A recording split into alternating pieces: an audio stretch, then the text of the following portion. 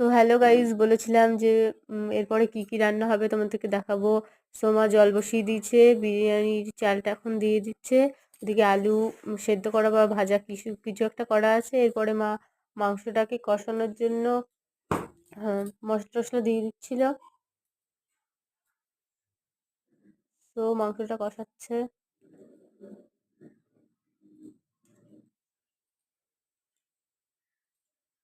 আইটেমটা ভালো লাগলে অবশ্যই লাইক কমেন্ট শেয়ার করতে ভুলো না।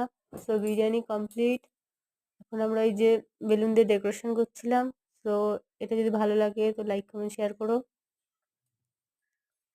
তো এখন আমরা এক জায়গায় যাচ্ছি, একজনের আসার কথা, তার জন্য ওয়েট করছি। বাট তার একটা ভিডিও দেবে বলেছিলাম, দেওয়া হয়নি। এখন ভাই কেক কাটছে, তো ওকে একটু উইশ করে দিও সবাই।